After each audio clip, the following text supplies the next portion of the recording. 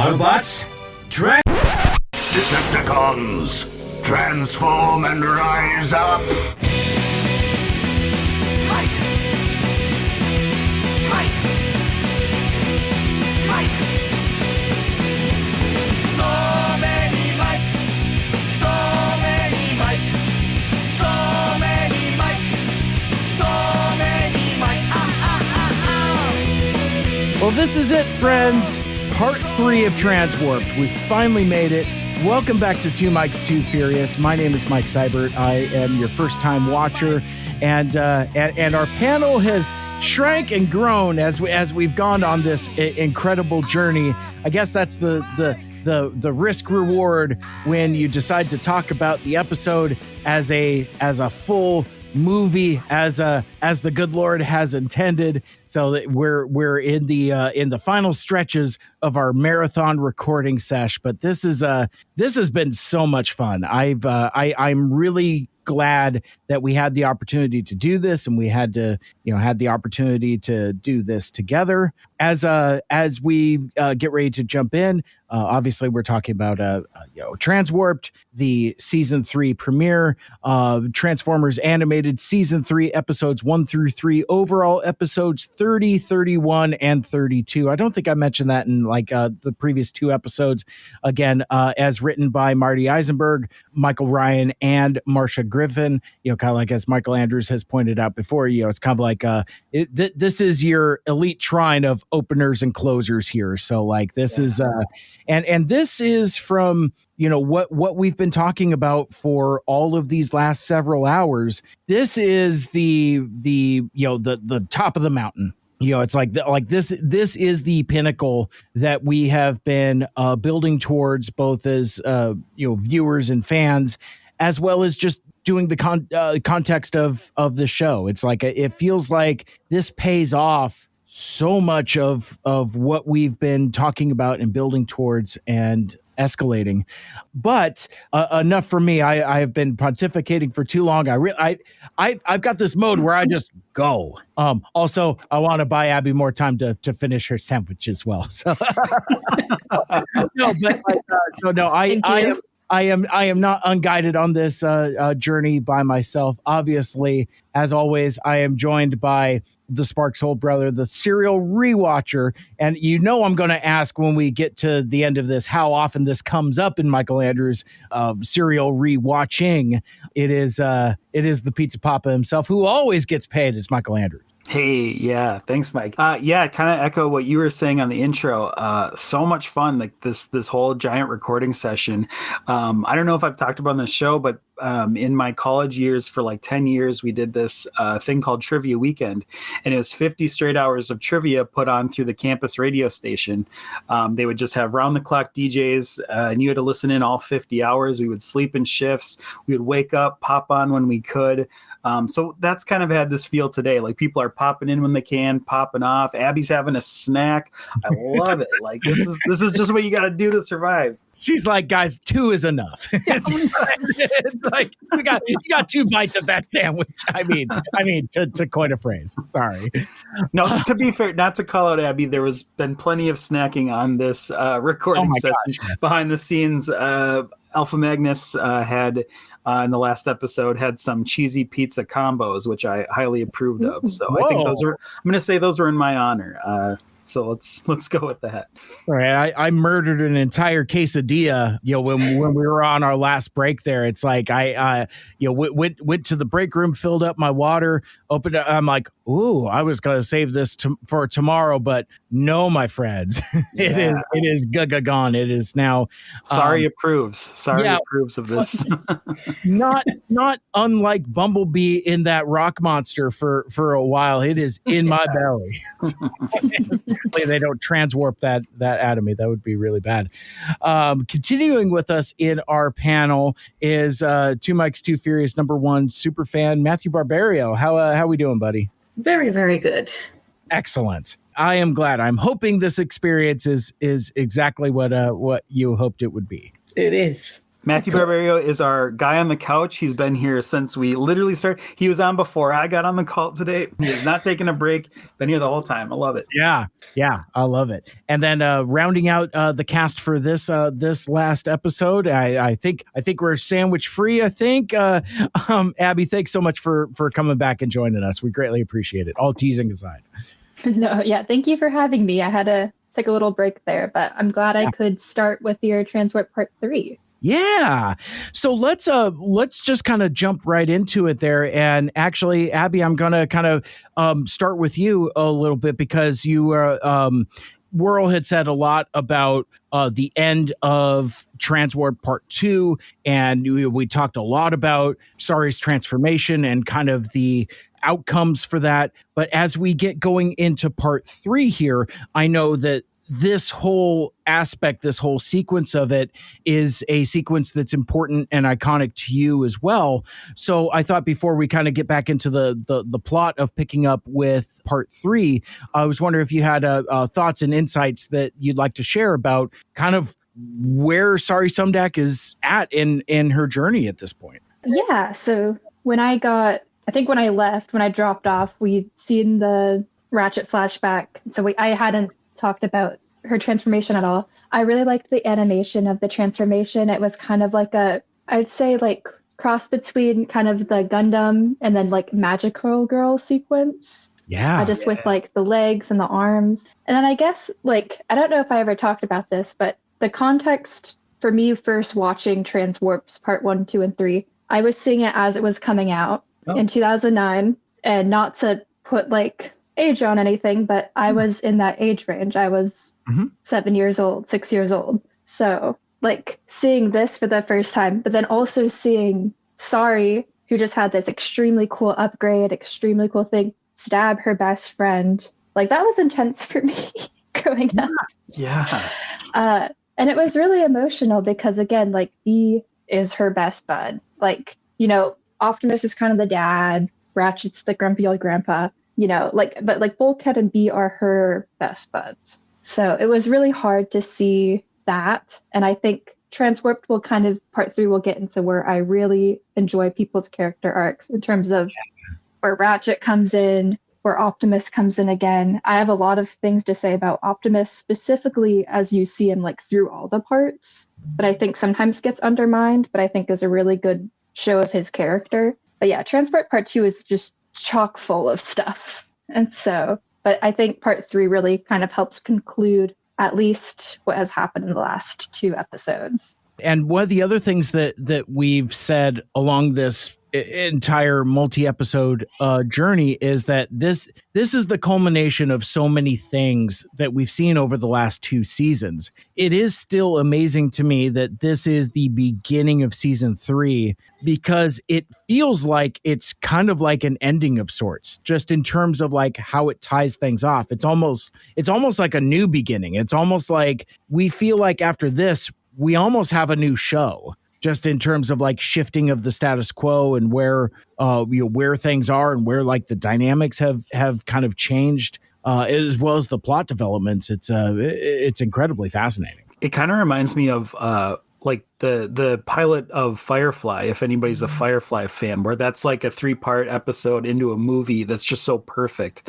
Like, you know, it completely like sets the stage for the plot and the characters, and everywhere, you know, all the pieces are right in place from that very first one, that if you didn't have a rest of the season after it, you'd be okay.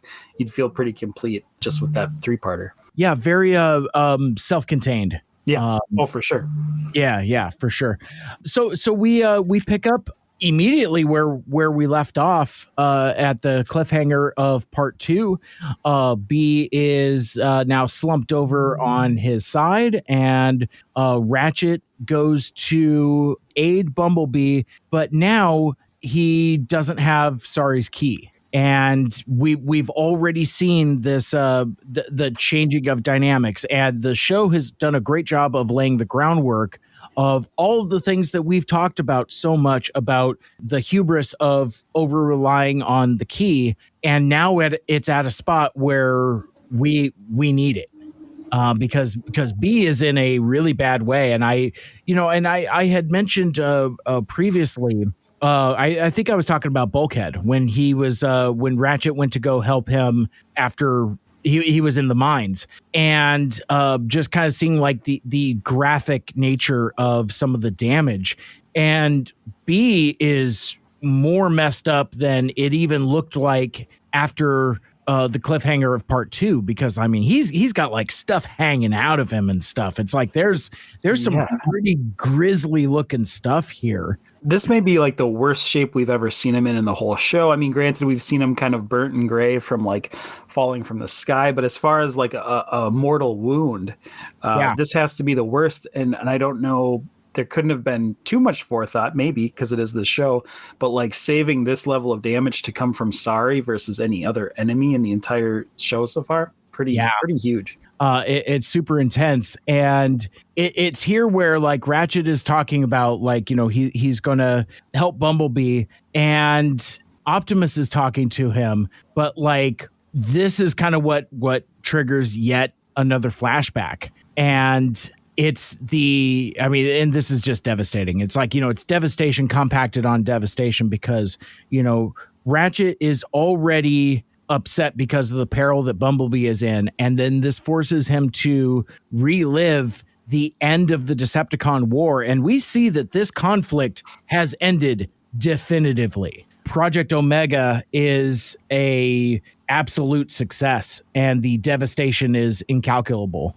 And when we first see Omega Supreme come back online in season 2, you know, and like the first thing he says, he's like, oh, you know, there's Decepticons everywhere. There's too many of them. There's too many of them.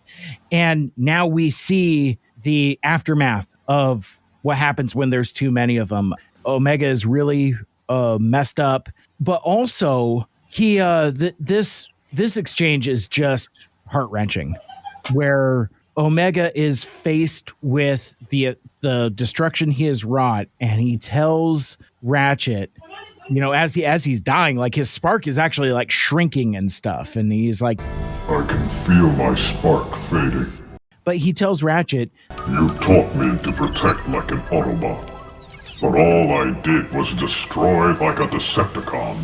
And Abby, this goes back to something you brought up numerous times in the conversation as well, because Ratchet says here, we do what we must, even if it sometimes doesn't make sense. And it's that thing that we've talked about, that you've brought up, this recurring theme of, you know, we do what we must, and it's again it's sad. It's really heartbreaking. Yeah, and it's like hard because Ratchet's a medic. He was medic war. He probably saved hundreds of bots, but he is really latched on again losing RC and then now losing Omega, essentially putting him in stasis. But again, we talked about in TransWarped 2, he introduces himself as his friend, and I think he wanted that. I think he wanted to have an actual relationship, not just see him as this destructive robot or the destructive weapon. And I think, again, like Omega kind of internalized that, where he's like, I wanted to protect, but I ended up doing all of this other stuff. So I think like this scene hits hard because now, again, Ratchet is faced with trying to fix Bumblebee and wanting to help, but now all he can think about is all the times that may have not gone right. Yeah. Kind of a powerful flashback. Absolutely. Yeah, it's really... This whole intro to me is fascinating. Well, first thing I want to bring up, as I alluded to in that last episode, was that this aired like a movie on Cartoon Network in the States, but in Canada, this was the part 3 is what they waited a week to show everybody. So they showed the first 2 episodes. Bumblebee died to a bunch of 9-year-olds, and then a week went by. That's pretty wild. But this whole start of this is very fascinating to me, because we're seeing like, to go off what Abby said, like I wonder if Ratchet would make that decision today to try to befriend him or be a friend. There seems something that's like so much hopeful optimism of a young doctor, right? Like that metaphor of like, I'm going to change the world with my profession kind of a thing is being seen here. But then the grown-up Ratchet that we know, I don't think would make the same decision. I think he would make a much more cold and calculating decision when it comes to that. What's also really fascinating, though, is I'm glad you brought it up, Mike, because you talked about how the first lines from Omega Supreme were something like Decepticons everywhere, can't hold them all off. There's just tons of them. But now we know, this recontextualizes things, because now we know that's not his last memory before he went offline. Like, I think the first time we heard that line, it was like, oh, he got shot by a bunch of Decepticons and then went offline. Now we know he was put into stasis well after that fact. So I wonder if he's like forced into just having this nightmare, like this endless loop of nightmare over these cycles. It makes it even more horrific. If we're talking about war crimes and the horrors of war, the fact that he's reliving this to the point where when he comes back online, he's in the middle of one of his like stasis nightmares, totally changes like everything about what we thought about him going offline. Well, and the other thing to underscore too, that we see in that flashback where Omega is lying on the ground, hurt and injured, there's nobody alive out there. You know, it's like, it's again, Omega Supreme has killed all those Decepticons. So like, you know, the ones in the recurring nightmare, or even like the flashes we see when the Starscream cloned Seekers like swarm Omega, you know, that type of thing. It's like, so think of how transportative that is as well. It's like, you know, reliving that trauma, you know, both in his dreams, but then also in reality as he's reminded of it.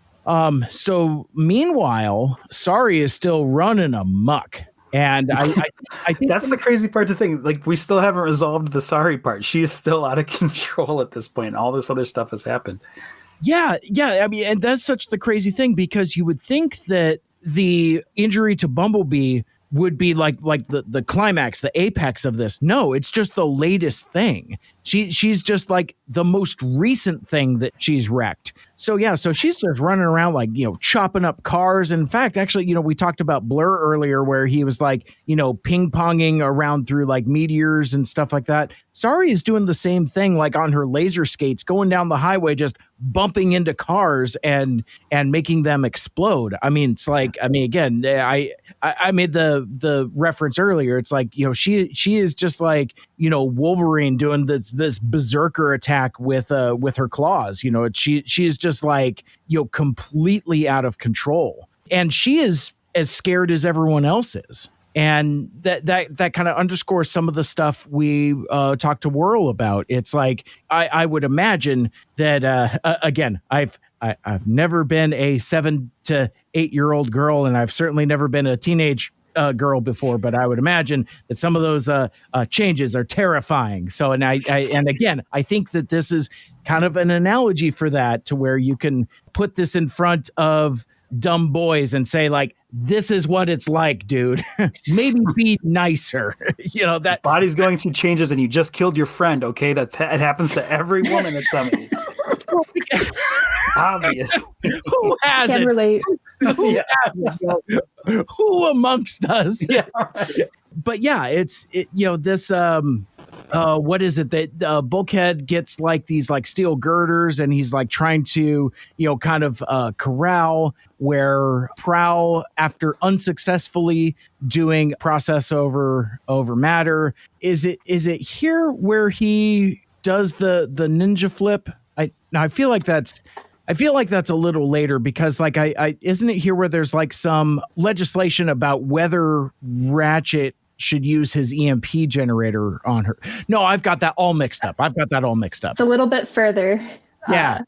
But right now they're putting like the beams. Optimus has like swung from a bridge and has placed them down kind of as like bars. And then, Prowl does his cool ninja moves and an attempt to remove the key. That's right. And he's like, you know, he manages to pluck the key gracefully, and it does nothing. You know, It's like, I mean, like there's like a quarter second where it seems like she's calmed down. And I think even like the blades retract. And I think she's just like, you know, kind of like normal cyborg teenage Sari now, but then immediately comes back on and goes back on the rampage. And it's interesting because like the skates and the speed at which she moves, adds a manic intensity to it, because she is just literally just like booking along like faster than anybody can keep up with.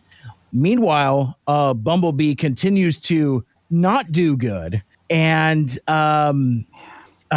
is like intercut with like, you know, this medical drama of Ratchet about to lose his patient. You got the heart monitor, the spark monitor, I guess, going across his little like windshield there, which is so cool. I love when they find a new way to like use the design for something like that. That's so awesome.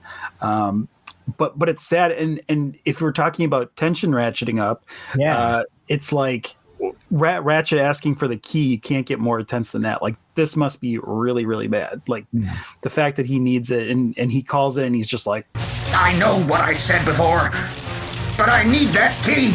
Like now. But it's all out of juice. It's like, this is just getting bad so fast. Yeah. It's escalation for sure. Yeah. So he you get a reprise of the engine turning over unsuccessfully sound, the which I'm always a fan of. But then Ratchet just kind of has. I mean, I get what you could only describe as like an anxiety attack, like a panic attack, and he's just like, what are we gonna do? The slagging thing's got no power. And then Prowl, he is instantly reassuring. He's like, you don't need the key, Ratchet.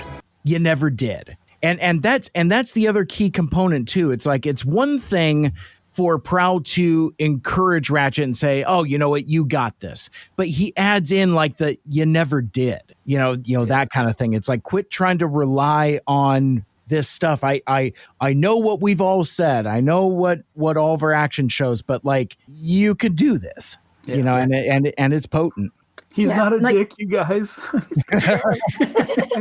Yeah. And if you think about it, like before they got to Earth, Ratchet was the only person they had. So they've probably had experience with him medically before. And yes, Sari's key is so convenient that of course you would use it if you can. But now we're faced with, again, and this is kind of what I like about this season, that you've now set up that there is no key anymore. Yeah. We can't rely on that anymore, but we still have Ratchet. Mm-hmm. And then one other thing I wanted to add, kind of when you're talking about Prowl taking out Sari's key, I really like how they illustrated Sari in this way, where it's like she's trying to calm down. She's taking a breath when everything's powering down, but like she can't stop. And you can kind of feel that. I think Tara Strong actually really sold this performance of like wanting so desperately to stop, but your body is just moving and she can't help it. And I think that was done really well. Yeah, it really, really captured that. We kind of talked about Ratchet's anxiety attack, but there's something almost like an anxiety attack about what Sari's going through, where it's just like, it won't end. I know it's supposed to. I don't want to keep doing this. I don't want to feel this way, but it's going. It's happening. Yeah, and the overall theme of like, this isn't funny anymore. This isn't fun anymore. This is dangerous. And that is something that's unusual for Sari. It's like she usually laughs at danger. And it's like, but like you were saying, Abby, like in that Tara Strong performance, it's like she conveys that the emotion that Sari is feeling is terror. She's scared. I can't stop myself from blowing everything up. And that's again, it's potent stuff. But and as a viewer, it's as scary as Ratchet asking for the key, right? Like how bad have things have gotten? Sari's not having fun anymore. Ratchet wants the key instead of trusting his skills. Like it's bad. But one of the things that's cool about comic relief is you could use it to deflate tension, and it's like you kind of subvert things. And I love this sequence. This is so funny because like actually it's kind of a weird call forward to our conversation during the Christmas episode about when Bulkhead and the gang goes to the wait for it, Burger Bot. I'm sorry, Burger Bot. Yeah. But no, it's like you get like I did not have this on my punch card for 2025. More bathroom legislation ? but no, it's like so Bulkhead, who also has that dynamic with Sari, is like, just really trying to level with her and help her out. And he makes the suggestion of like, Why don't you try to hold it in? You know, like when you have to go to that sleep room. Yeah. He calls it a sleep room, and it took me a second. And I love that, like, her veneer breaks just a little bit to where she's confused, and she's like, you mean the restroom? Okay, nothing else is working. And it's interesting, though, the analogy, I guess, because, again, what 7-year-old hasn't experienced the perspective of holding it and having to work to hold it or whatever like that. So it's like that's like powerful, like sensory type of stuff to have in a kid's show. It's interesting how it's like shorthand, where it's like, well, hey, have you tried holding in your power the same way that you would hold it when you go to the sleep room, you know, that kind of thing. It's funny that you brought that up, though, because of us watching it out of order this season, I literally had a note that I had to delete where I was like, oh, Bulkhead doesn't know what a bathroom was after his incident at the Burger Bot. Like, what do you mean he doesn't know the name? But I was like, oh, that's right. He hasn't been there yet. But yeah, he certainly learns what a restroom is later this season. Certainly, yeah. And maybe intimately acquainted with the bathroom. Oh, man. But regardless, this does not work. In fact, it makes things worse. She is crackling with energy, and to the point where she's charging up for some kind of explosion. Like this girl's gonna blow up. So this is where Optimus is like, Ratchet, Sorry's about to explode. The only thing that can stop her is your EMP generator. You need to get here stat. We all saw that you came out with it. You got your shiny bling. You know, it's like, is that just for display, or are you actually going to use it? And Ratchet is obviously incredibly hesitant to do so. And this, again, just so many tender moments, so many heartbreaking moments, but this thing where, like, Ratchet does not want to use the EMP gun, understandably, because he doesn't know what it's going to do. But then he's already used it on a female and had it, completely backfire. Oh, sure. Yeah. Good reminder there. But then, like, in a moment that I can only describe is like, in like, I don't know, say like a horror movie or something like that, where like somebody is under like possession. Oh, like Jean Grey is, overcome with the Phoenix Force. And like, there's this moment of clarification where like, Jean Grey has, reasserted herself over the Phoenix aspect, and it's like, Scott, what you got to do, well, I don't want to, that kind of thing. And he has to do what has to be done. And Sorry reassures Ratchet. She's like, just do it. I promise.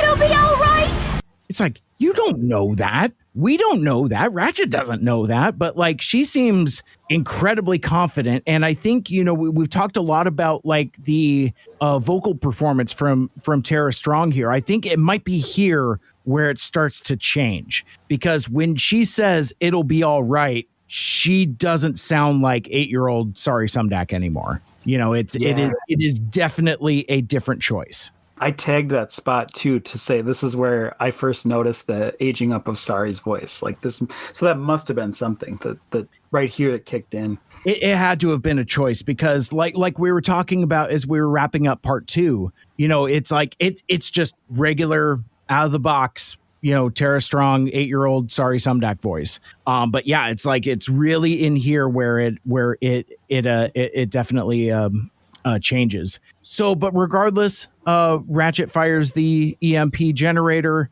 and Sorry drops, and the energy seems to dissipate. The end. Yeah. Well, it ends with Ratchet whispering no, and that kind of really like that was like such a breath after this moment, but also just chilling delivery. Yeah. Meanwhile, Bumblebee still actively dead. It's just like, let the bodies hit the floor. Let the bodies hit the floor. So Ratchet actually brought him back online prior to using the EMP generator. I'm sorry. So back. he did get a little. He got the don't talk too much, and then the Prowl's like, You do realize this is Bumblebee? Oh, yeah. Oh, yes. this is Bumblebee we're talking about. So we got a little bit of comedic action before, getting blasted with an EMP generator. Yes. It sucks because like Ratchet had his moment of like he did it. He had such a short moment between like Prowl was right, I still have it, and use your EMP generator on your friend. Yeah. But what you said, Michael Andrews, so again, Ratchet has EMP'd someone before and it gone badly. You can see that Bumblebee is maybe the Omega Supreme of today, and maybe Sari's the RC. So in a way, maybe he's kind of rewriting his wrongs in that way. But I remember, again, watching this in the present when I first came out. Yeah. That commercial break broke me. Sure. Because, it cut out, I'm watching it on a regular TV and that goes to commercial. I'm like, oh, no.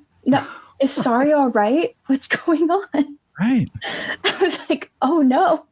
So again, like, this is like, specifically part 3 is like ingrained into my mind from years and years and years ago. And I'm glad it still holds up. Yeah, absolutely. I mean, everything in this episode holds up for sure, but like especially all of this, like all of like the iconic, important character moments, all this stuff works.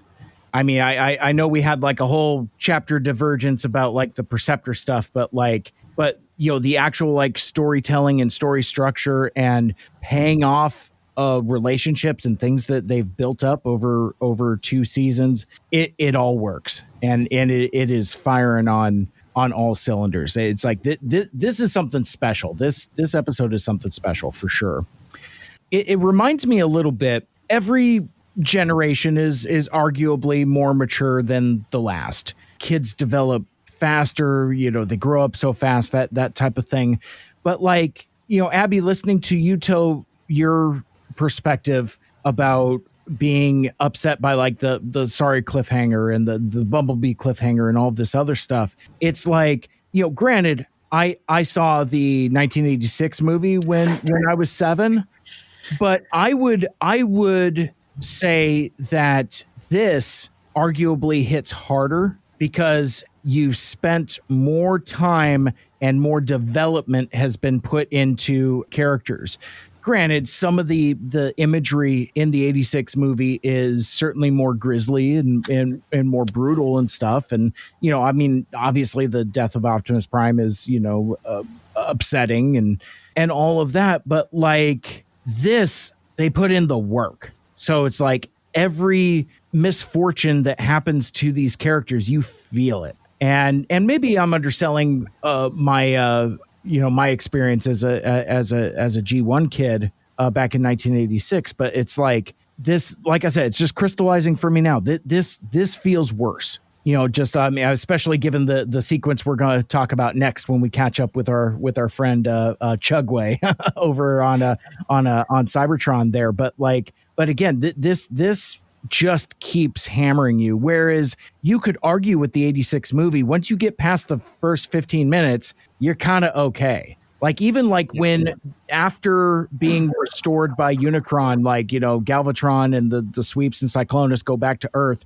I don't think you buy for a minute that the Autobots are in any kind of danger. It feels like, it kind of feels like an episode at that point. I'm sure there's some light peril, but I don't know. I'd have to invest some more time in that. But I'm just I guess I'm just saying that like this is it's a whopper, all right, for sure. In terms of like dealing with the trauma and like the thrills and spills and chills that it gives you. I mean, like this takes you on a fully realized journey.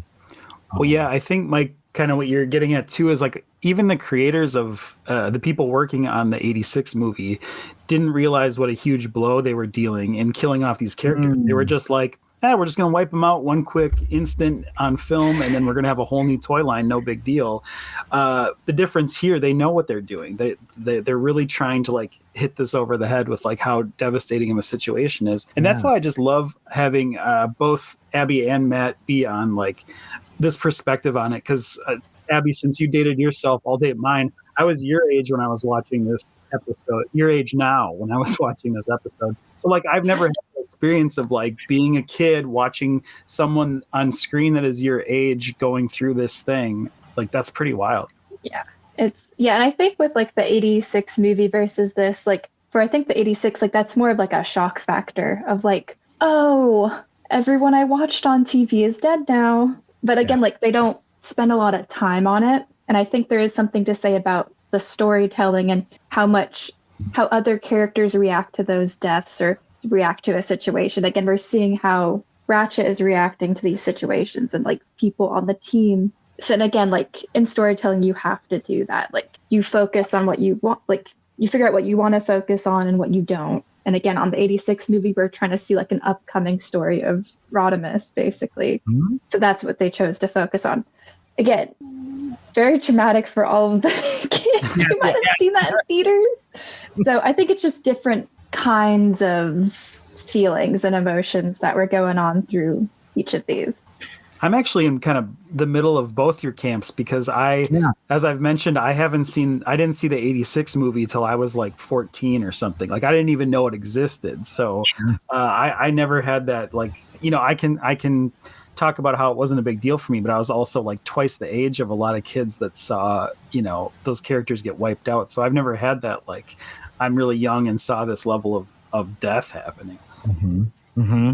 I saw it for the first time, I think I was 18 or 19.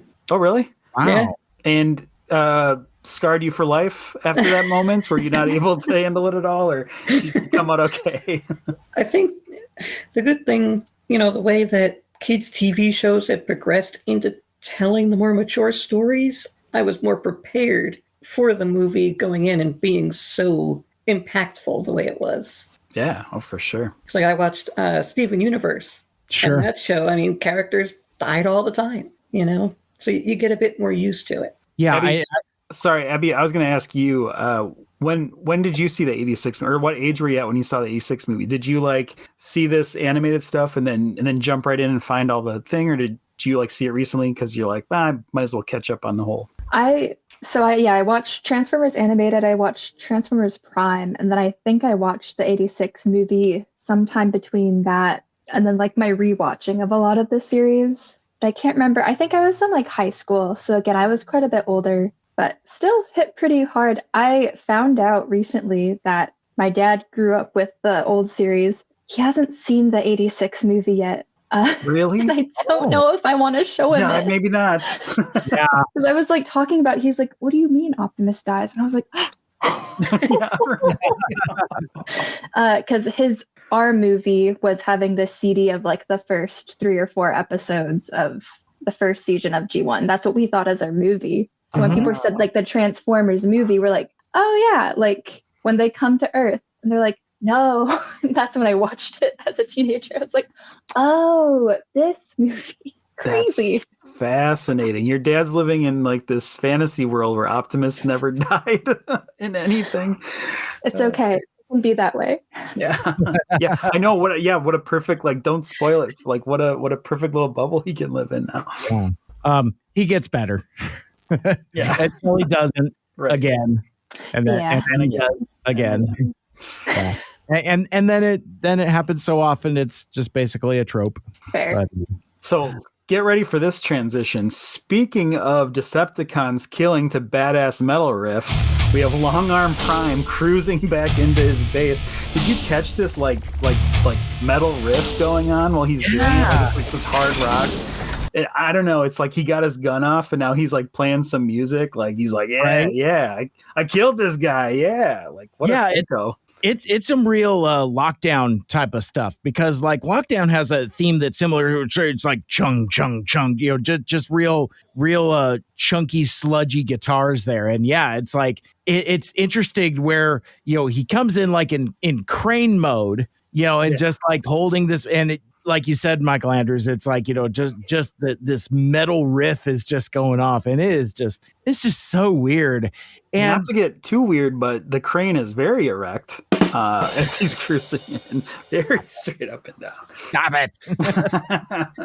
but this is I am trying to get a handle on the the dark comedy aspect of this particular sequence, because like he rolls into base in crane mode. He's got the blur cube, and Cliffjumper is there. Just apparently Cliffjumper's job in the Elite Guard is to be I don't know what Shockwave's Long Arm Prime's secretary. Because he's basically, I don't even know if he's assigned specifically to Long Arm, but like he just seems to be like a receptionist of sorts. But then Long Arm says like, hey man, Agent Cliffjumper, please dispose of this sensitive material.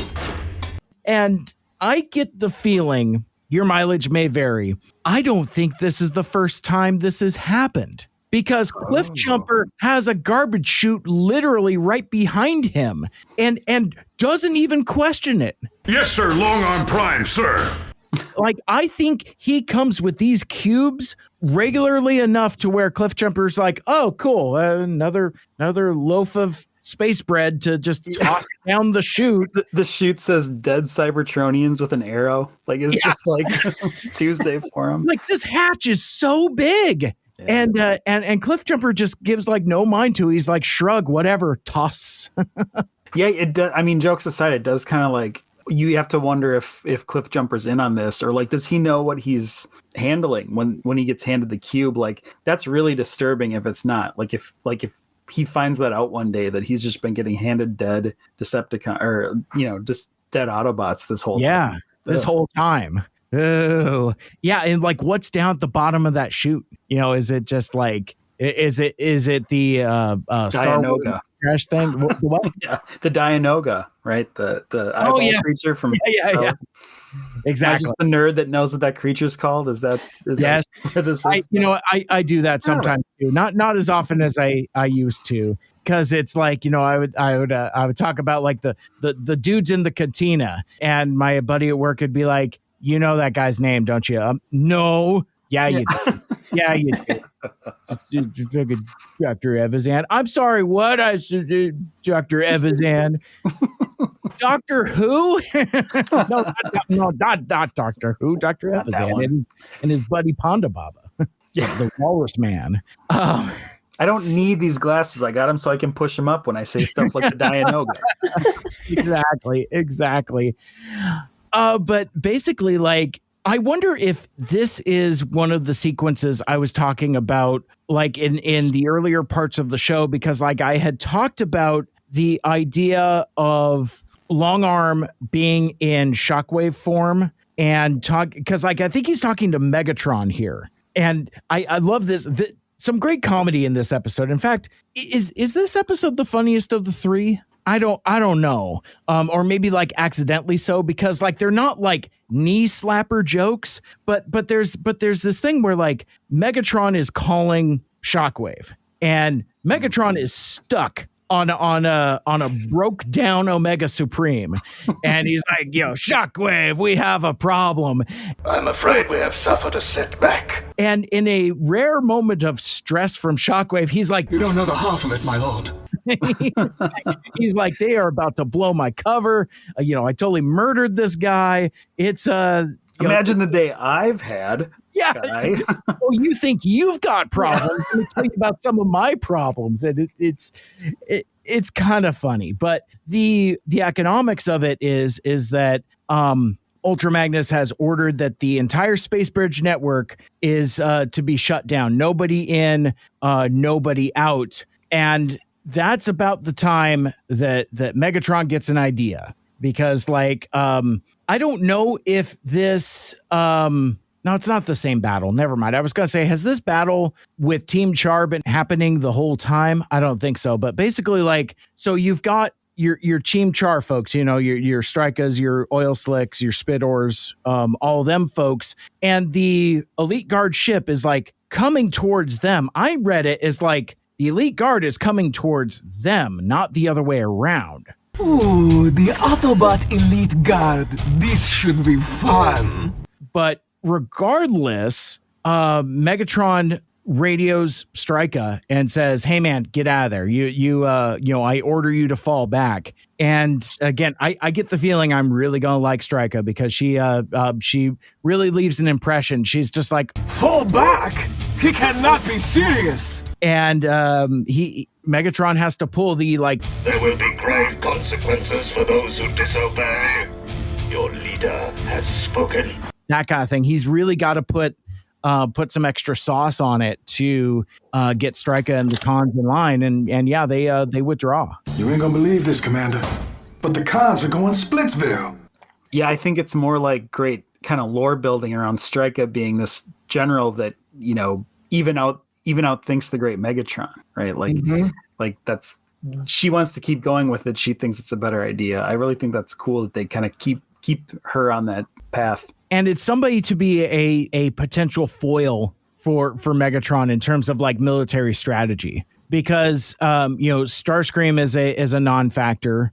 Shockwave is a undercover lackey, and so he doesn't really have anybody to really talk about these things with. Incidentally, where are the other Decepticons? Where's Blitzwing? Where's Lugnut? Michael Andrews, I'm not even gonna bother asking you where Black Arachnia is. I get the idea. I'm gonna find out. Put on your t-shirt, where's Black Arachnia? You know what? If I make one of those, I might have to wear it. Where is Spider Lady? That's your sign if you were in like a WWE wrestling match. You're like, where's Black Arachnia? Oh man! Next time the show comes to Seattle, I might have to go just to put up a sign that where is Black Arachnia? I would go medium viral with that, I would think. But regardless, back at the Autobots base, Sari is comatose, and Ratchet is kind of trying to figure out, I guess in a sense, trying to figure out how to get Sari fixed, but not quite understanding because she has, she's essentially a cyborg. She has she's like some robot, but also organic stuff as well. It's not really as defined here. I think we'll eventually learn at Christmas time about the techno-organic nature, but that isn't established here, so that doesn't necessarily count. But I guess point of order on one thing, is Sari a cyborg? It's because don't answer that. Never mind. Let me put that out rhetorically, I guess, because no, I'm just thinking about it. It's she is started life as a Cybertronian protoform, which says to me robot, but then the organic Sumdac imprints on it and leaves basically his DNA, and through that alchemy turns into young girl, child girl, that kind of thing.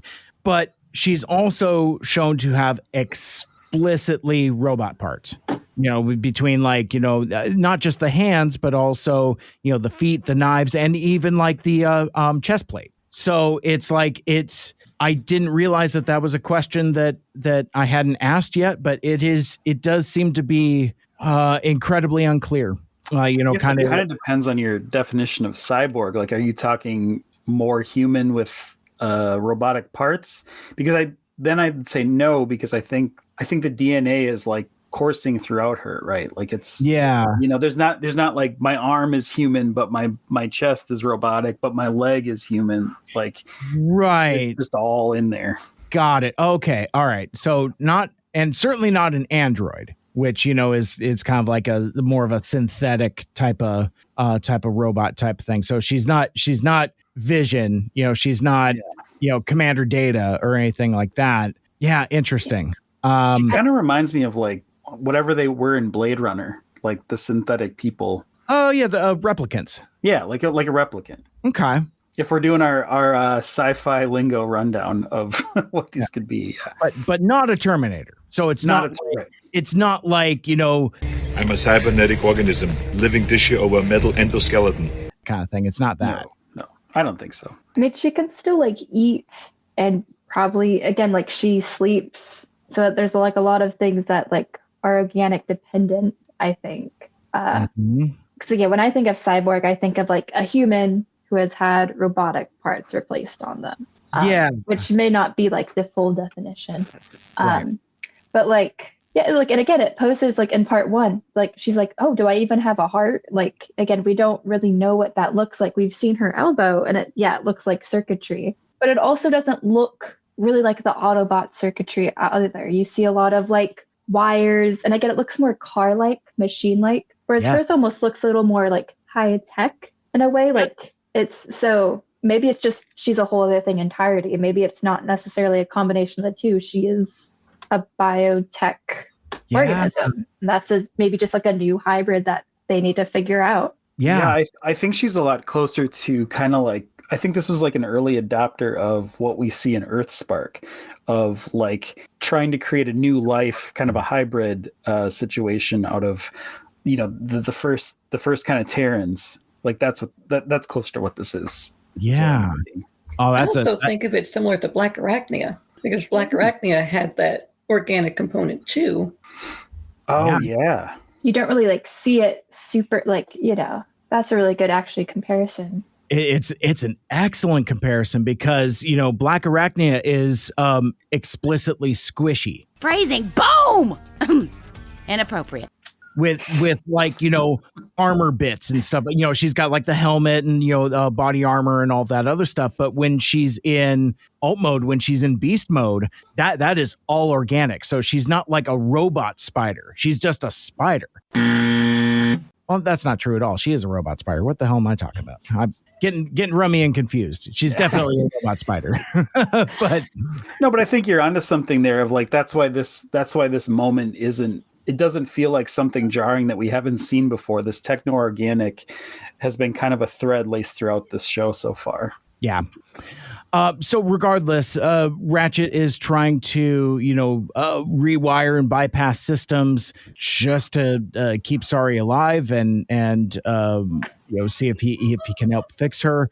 But basically, out comes out of nowhere, off the top turnbuckle, here comes Isaac Sumdac just walking into the Autobots base, and nobody is happy about this. Like, I mean, you know, if he walked any slower or was more stealthy, he probably would have gotten a Prowl shuriken to the face. Because, like, you know, Prowl is especially not into it. Who told him the location of our secret base?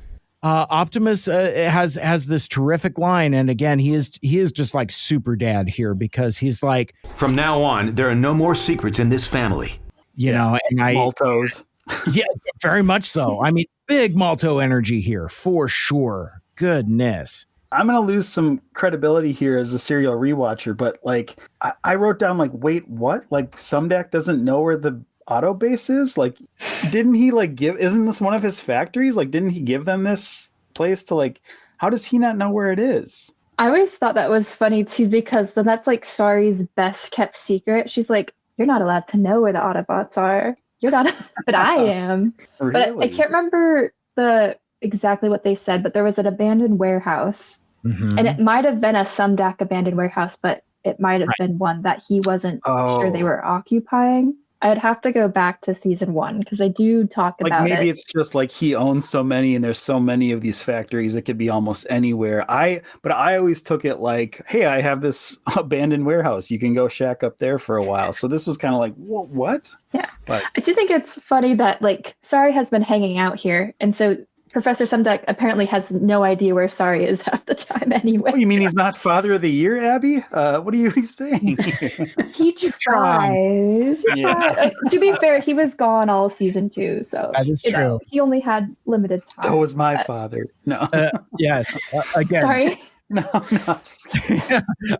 My whole season 2, he was gone. Yeah, kidnapped and forced to build a space bridge. Yes, we've heard it, Michael Andrews. Broken record. Yeah, wow. This guy and his kidnapped dad again. A real freaking sorry Sumdac over here. If you see my dad, no, get out. You're now homeless, 8-year-old. Holy Steve Powell is a bad dude. He's a bad dude. So basically, Optimus says, "Hey, we should give the Sumdac some time alone together." And Bumblebee is now on the mend. He's got some binding tape around him, and this kind of makes for some fun comedy bit because, like, you know, Bumblebee is lamenting that he's he like feels it. He's like, Oh no, I'm gonna transwarp again! and Bulkhead, he's like, buddy, how about it's because of this, right. the subspace flimmer or whatever the hell it was. But yeah, I like that little bit where it's just like, you know, Bumblebee is just like dreading it. He's like, oh no, it's about to happen again, as if he's powerless to do anything about it. And in the previous episodes, there's this undercurrent of like, again, let's remember that the Autobots are new to the information, the revelation that Bulkhead is a space bridge genius. And like, they're still having problems with that, which is odd, you know, just wrapping their heads around it. And I forget if it's here or if it was in a previous spot, but, you know, Bulkhead's like, "'Cause you're not a space bridge genius?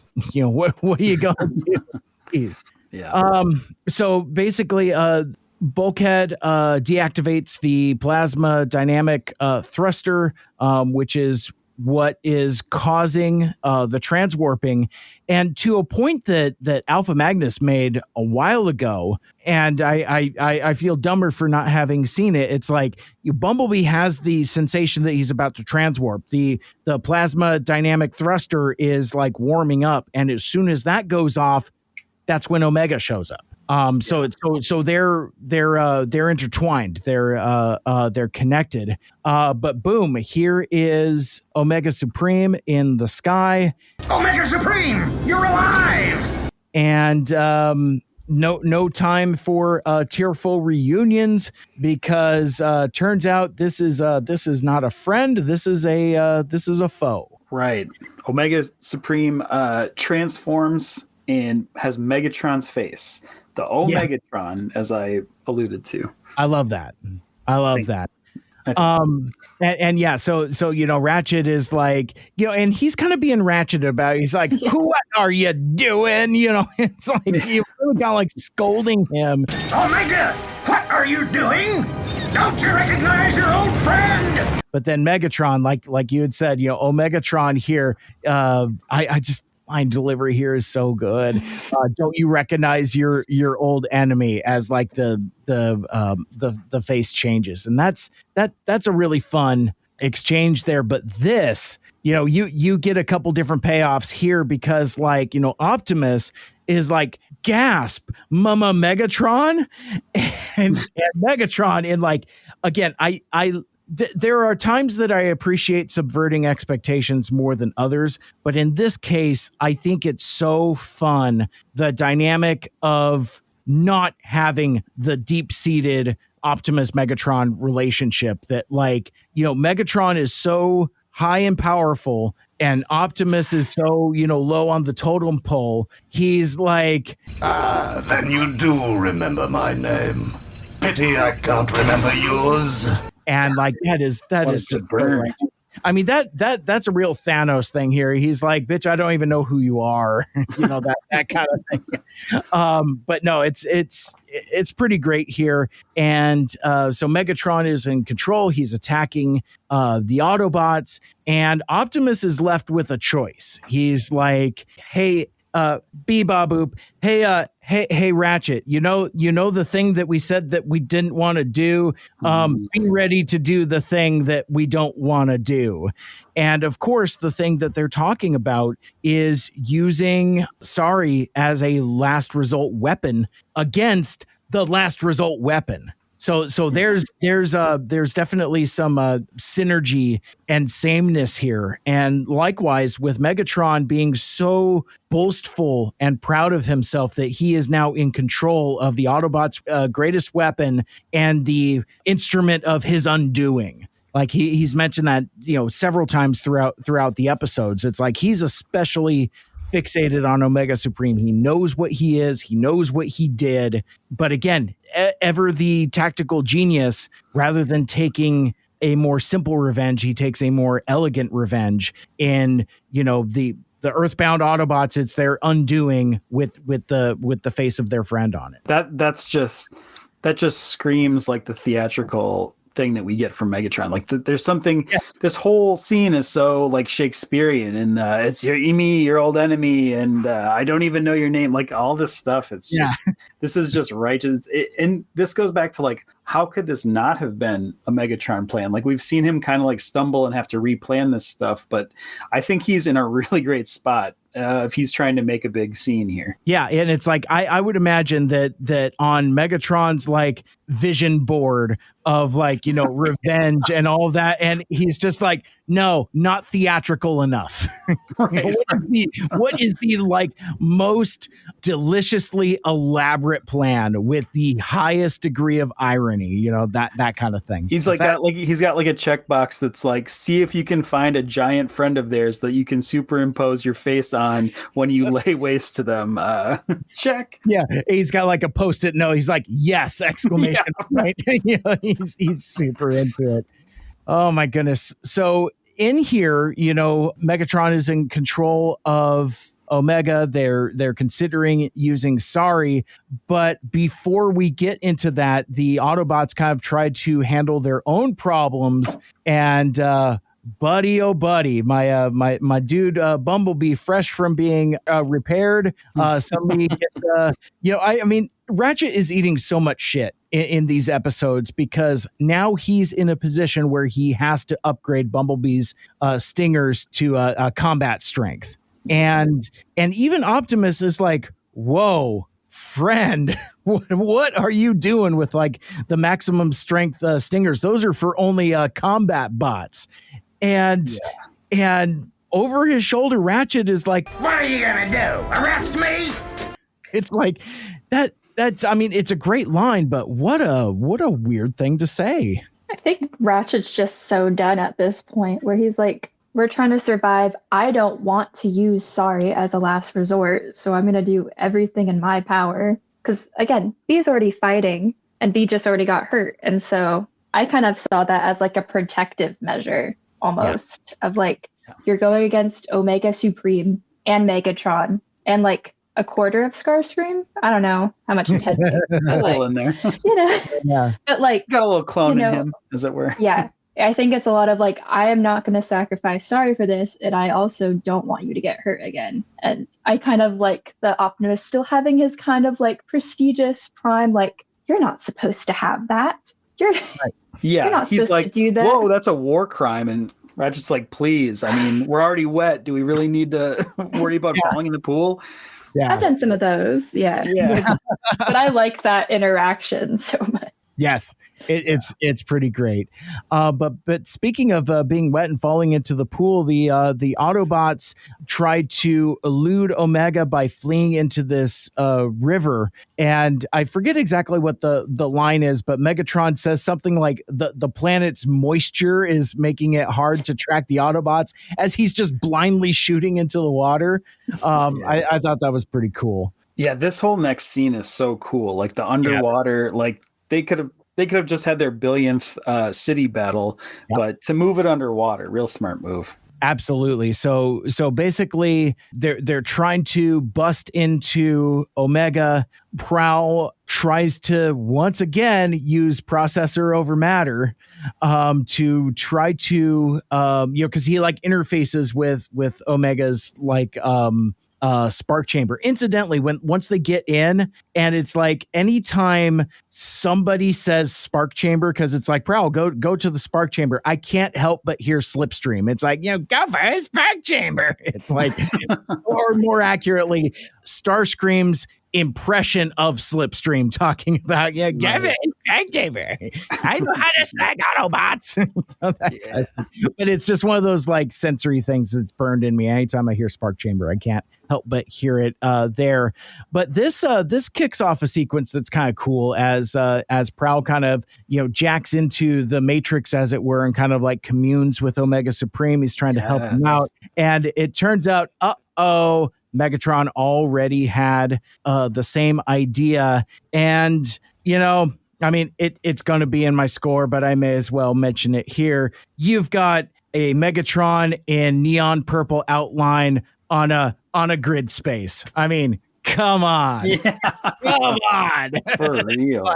I kind of did that while I'm like, come on. It's like, I thought that was pretty cool. But like, you know, using this kind of like grid world as a expression of Omega's processor, I guess, is brilliant because it shows that how rudimentary and basic Omega actually is at the end of the day, unfortunately, because like it's all just like simple shapes, and even the bots, whether they be Megatron or Prowl or later Starscream, it's like, they're monochrome, and they're just like in neon wireframe, that type of thing. And to me, that kind of expresses how Omega kind of sees the world, from like a kind of like a more, I'm trying to avoid terminology like simplistic, but, kind of very much like there's almost some of Mice and Men going on here with Omega sometimes.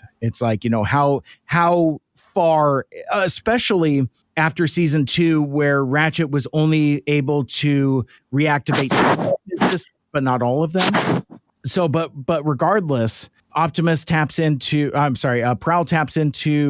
processor, fights off Megatron, and they force Megatron out of the system. And this is kind of cool. It's like, again, like, you fought out of the Matrix, but then you have kind of like this tag team between kind of sort of like Prowl fighting Optimus in the Matrix. Yeah.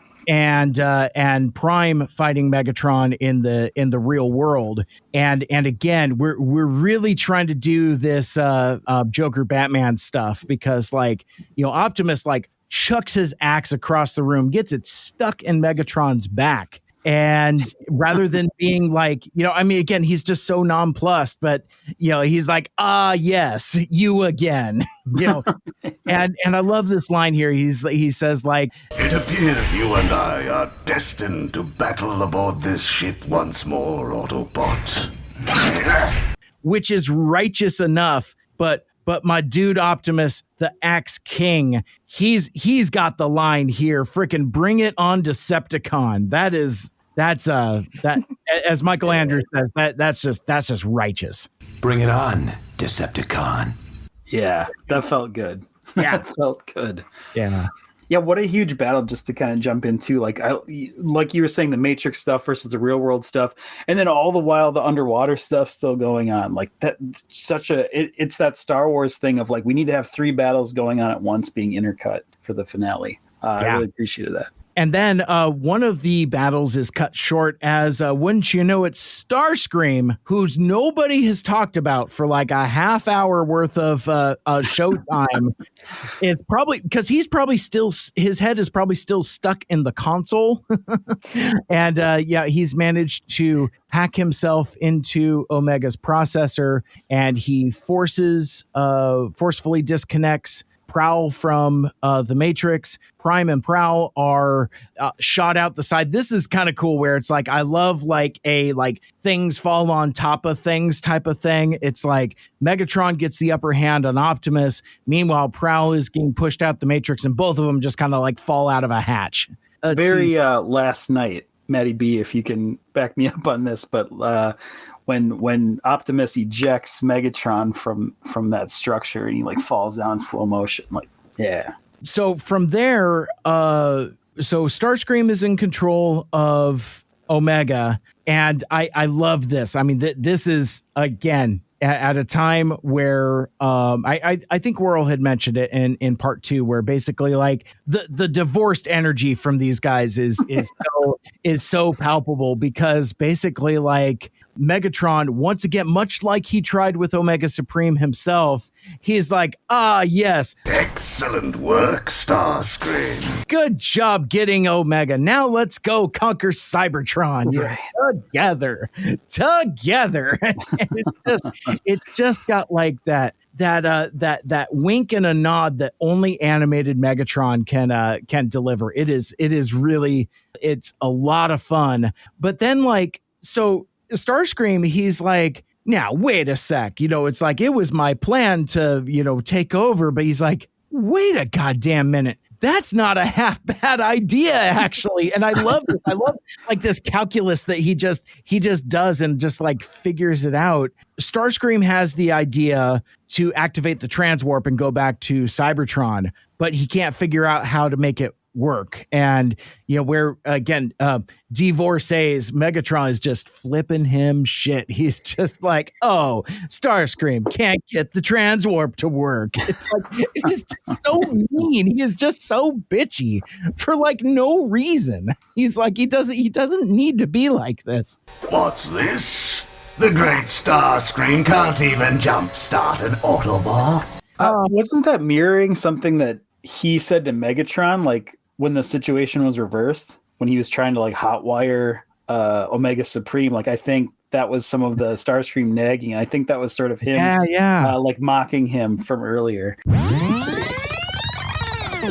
Do you honestly think you can just hotwire a giant Autobot and take control of it? Yeah, no, and speaking of callbacks, when I don't remember if it's here where Starscream realizes that he has the power of Omega Supreme. His face is projected over Omega's, and right out of season 1, episode 1, when he encountered the Allspark, he was like, it's more powerful than I could have possibly imagined. He says the same thing here about him. He's like, it's more powerful than I could possibly imagine, except for that other time when I also imagined a thing that was also more powerful than I also could have possibly imagined.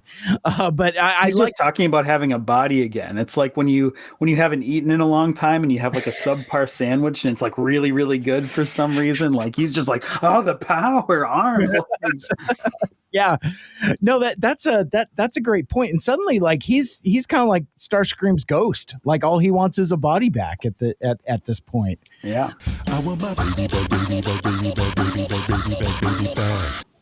But Omega is kind of trying to fight his way back through. And he, I was making jokes about it earlier about Omega is just Snorlax here. He just wants to sleep. All he wants to do is sleep. It's nap time for Omega. But he's talking about how Starscream is too powerful, and he's like, please shut me down. I want to sleep again.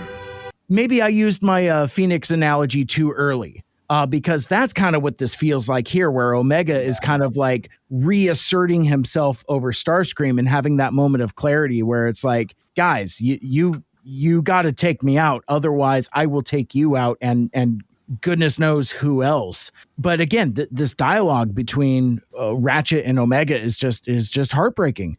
Because Ratchet's like, dude, I had to use the EMP once already today. Don't make me use it again. I know I came in thinking I was king shit of fuck mountain with my bling and my arm cannon back on, thinking I had my drip back on, and he's just like, no, this thing is a curse, and it brings nothing but pain and misery to everybody, including myself, Ratchet. But again, all the points to Abbey, because once again, you get yet another reprise of we do what we must, even if it sometimes doesn't make sense.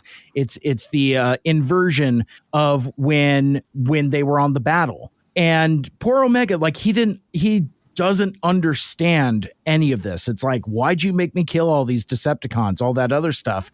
And that's Ratchet's line to him is we do what we must, even if it doesn't make any sense. And Omega's like, I don't understand. And really, he never explains it to him. He just puts him to sleep. Yeah. So say Ratchet was even sometimes I don't even think I know what that means. And I think that's really in character with winning a war, but losing so much during that of you're fighting for a cause, but at a certain point you're losing so many people. He lost Omega. We do what we must, but the cause sometimes gets lost.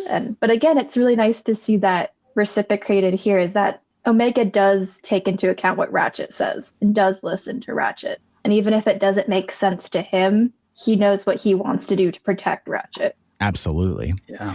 And yeah, tears at my heartstrings, actually, like Omega begging to go back to sleep, knowing now that he's got the simple mind of a child, like he doesn't really even understand what he's asking for, but just the asking it to go to sleep. Like, I don't know. It just, it made me super sad. I bet you if I go back to those season 2 episodes where like Omega is first revived, there's going to be some heartache there, knowing what we know about him now. Yeah, for sure. But again, Ratchet's awful, no good, very bad day continues. This dude cannot catch a break, so he makes the heartbreaking decision to decide for the greater good to use the EMP generator and shoots Omega, and it does nothing, has no effect. Wild. And immediately Starscream responds, like reasserts control and responds by transforming into spaceship mode. And then we're starting the transwarp effect. You're already starting to see some of the, he's called for black alert, and we're about to spool up the old spore drive there. And then this is a really cool moment between Bulkhead and Bumblebee, because like it's like, well, hey man, do you still have like the plasma dynamic thruster? And it's like, well, but what are you can't use it, you're just gonna transwarp all over the universe. And it's like, wait a damn minute. Transwarp all over the universe. Transwarp all over the universe. Dental plan, Lisa needs braces. Dental plan, Lisa needs braces. It's really it's just like that. And so they decide to do the Michael Andrews fan favorite. I will never not call this out. You do the fastball special. Yeah. And also, as a bonus, the return of Bumblebee's turbo boosters, which I'm assuming Ratchet must have installed when he upgraded to military grade stingers. Maybe scenes deleted. We'll have to ask Ian Carlisle about that or something like that. Because that's entirely possible. But basically, like, Bulkhead just chucks this little boy, this small boy, like overhand throws this kid, and then B just turns on the turbo boosters, runs up to Omega, and not unlike Duke in the beginning of G.I. Joe the movie, puts the bomb underneath the Cobra thing and jetpacks away to safety.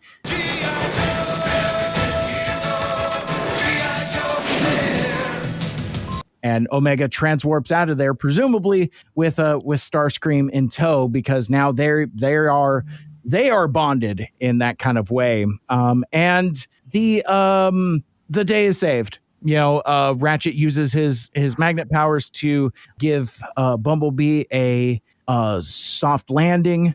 Did I have this backwards? In the notes it says...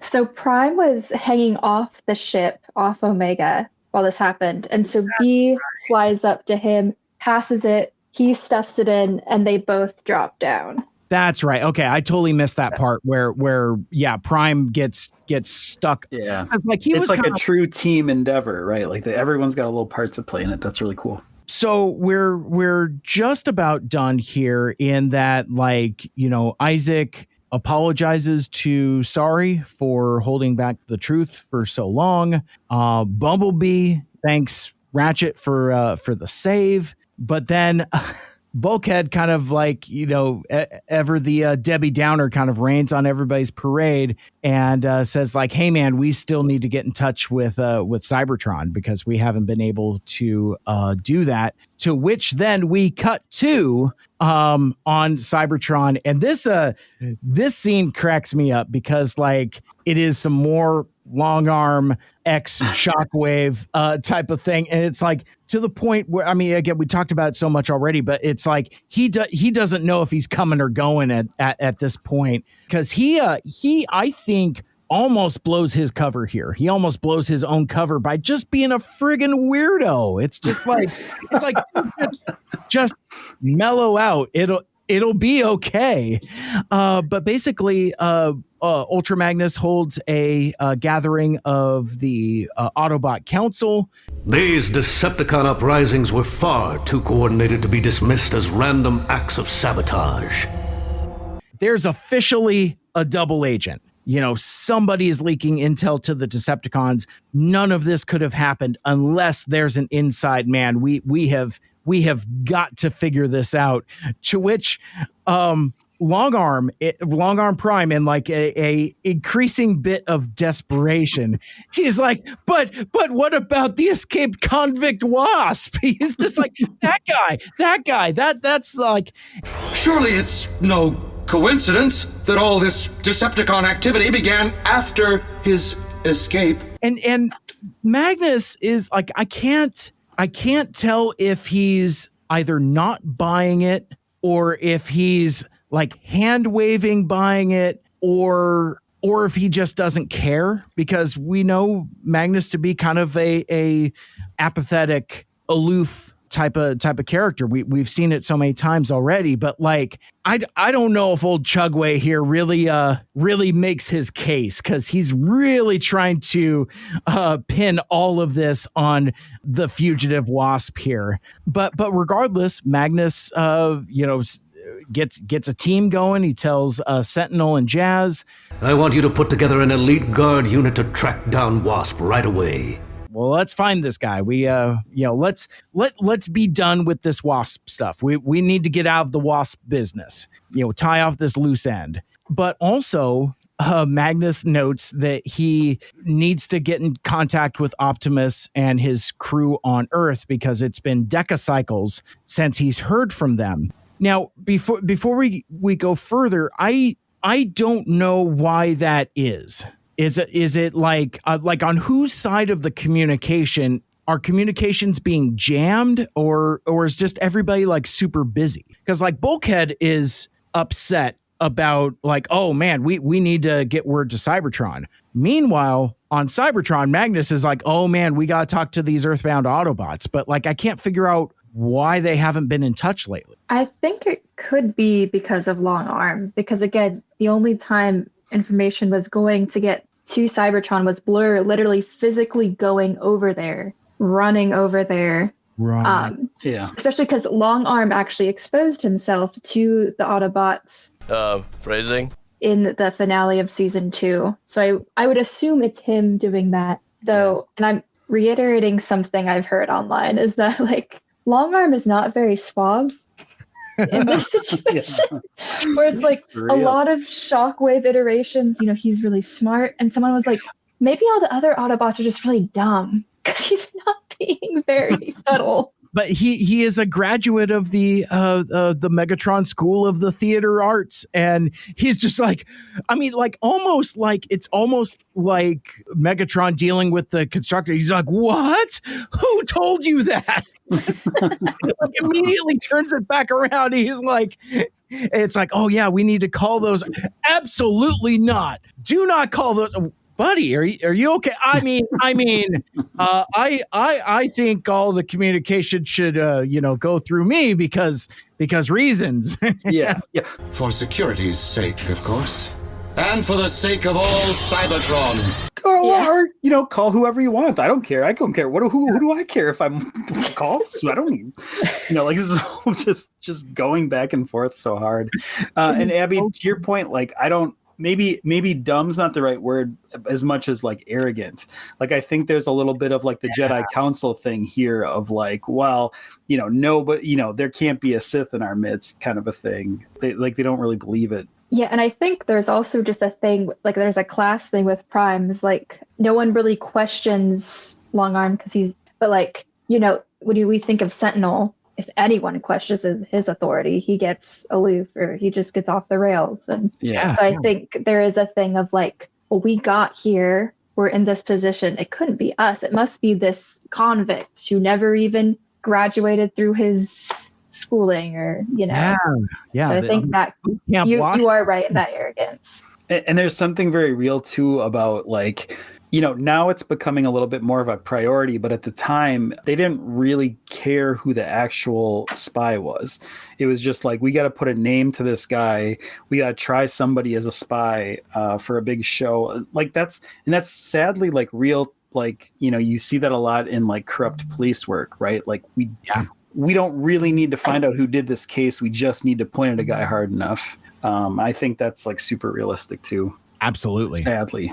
You nailed it. So yeah, and that's kind of the sort of end of the episode proper, in that, like, you know, kind of very similar to the season 2 finale, where it's like you've kind of got the you know, kind of overarching story. It's like, you know, we're going to continue to unravel the mystery of Sorry Sumdac, but also it is the hunt for the fugitive wasp. And it just seems like that's kind of like the thrust of those kinds of stories. And the Divorcées have renewed their vows. Megatron and Starscream hopping across the galaxy randomly, as you know, kind of arguing with each other through space. Oh my gosh, Megatron is still on the ship, isn't he? Yeah.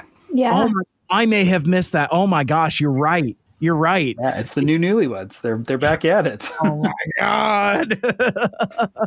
Test audiences love these two arguing in space. We got to keep that going. That is a toxic ship if I have ever seen them. Goodness gracious! But like, you know, you get like this bitchin' post credit scene, and you know, jokes are told in threes, or like the rule of humor's threes, or something like that. But basically, like Cybertron. And it's like, you know, Omega shows up and Starscream's like, yes, transwarped immediately, ends up in, I think like the home of the Rock Lords or whatever. And like you know, this happens like 2 more times, another and another. And he's just like, no. It's so funny. It's so great. And that is a wrap on Transwarped. We did it. I was just looking at my notes. Anybody else notice that the chamber where they were meeting looked like Metroplex? Yeah, I wrote that down too, because I don't know if that's been established so far, but this is the first time I noticed. I was like, that's Metroplex. Yeah, they go back to it like twice or something like that, and it's very Metroplex-esque. That's a great shout there. Yeah, that very last shot is when it's like very clearly Metroplex for sure. If that wasn't the first time, then that was the first time they really were like, in case some of you didn't get it yet. Yeah, I mean it's almost ripped from the back of the package art from like, you know, like 1985, 1986, that type of thing. Yeah, looks pretty cool. You also got an Alpha Trion in there as part of the council. Thought that was pretty cool. But like so 2 things I had in my notes that, like, you know, one, we just blew past in like all of the sorry legislation with regards to her character design. Am I the only one that thought in like specifically in the beginning of part 3 that like her proportions are kind of weird? Like her neck is like weirdly long, and like they can't quite figure out what shape her head is supposed to be. I don't know if it's just an expression of her being a awkward teenager now, but like it's really just kind of like that sequence where like the proportions are like weirdly out of whack, because like proportions weird and Transformers animated. How could this be? This doesn't track. Oh man. And one thing, and I don't know how I missed this, because I was kind of proud of myself.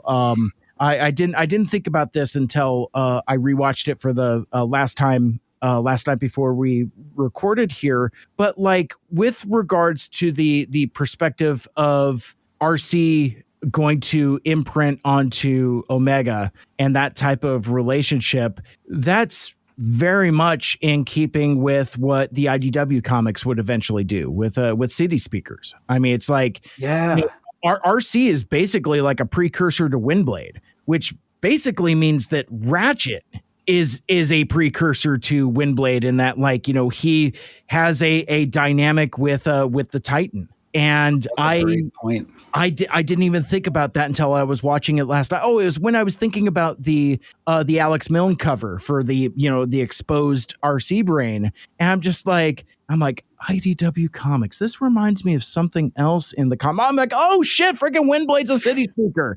And like now, and RC was intended to be, and then it ended up being Ratchet. You know, that kind of thing. So that was just like a weird thing that kind of popped into my head as I kind of wrapped up my my viewing there. I really think it's fascinating, like how many things end up in the comics and movies and stuff that were like inspired from animated, but like what the weird phenomenon of animated is that like people don't even remember it coming from that. Yes. Like it's set up so much lore and those things appear thematically in like all this other media, but usually it's like, oh yeah, this is a throwback to this one episode of G1 or something like it's usually a conscious decision, but I feel like animated has wormed its way in to people's minds that they don't even know that it's from that, or like they're not borrowing they don't even know they're borrowing themes from that show. Right. So that's TransWarped. Before we do our last couple segments here, because I know we pretty much smoked the whole proverbial pack, but any other thoughts on TransWarped about like how we feel like this is a conclusion to season 2 and a kickoff to season 3, kind of like the state of the show? How do we feel about where we're at after this epic 3-part mini movie? I feel like we're at the end of season 3. Like this feels like we just talked about like a finale. It's really crazy. Yeah, I feel the same way, especially just because you see so many different colors of each of the character and they all kind of get their own little space. And then I wanted to talk, like, we talked about Ratchet a lot and like, you know, his trauma / development / everything that's going on with him. But I feel like someone who like gets the spotlight we didn't talk about as much is Optimus and everything he shows in being a leader.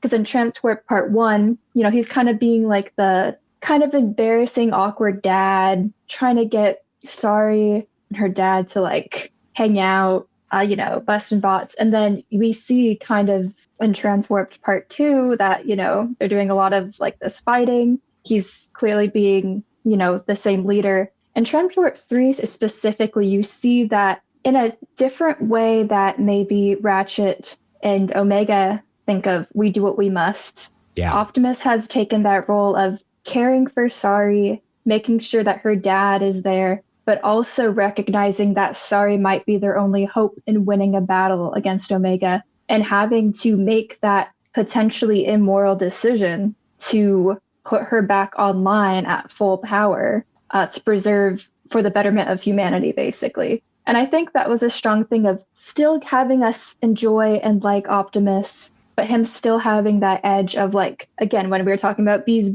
stingers, hey, you shouldn't be doing that. Or like, again, just even at the very end when he grabs on to the ship, even though it's taking off and is going to transwarp across space, he doesn't want to let go. He still has that we do what we must and we need to do whatever we can mentality, which I think is important for him to have. He's, again, like he has a great personality. He does kind of have that I must sacrifice, or we must sacrifice for the betterment of whatever. And I think that's like a very, in this universe, a very Autobot specific mentality that has been kind of ingrained to people's heads. And you can see how it affects Ratchet, and you can kind of see it how it presently affects Optimus now. And I thought that was an interesting just thought. Yeah, absolutely. Brilliant observations. And again, like this might be out of date by the time this hits the air, but there was a viral post kind of going around talking about what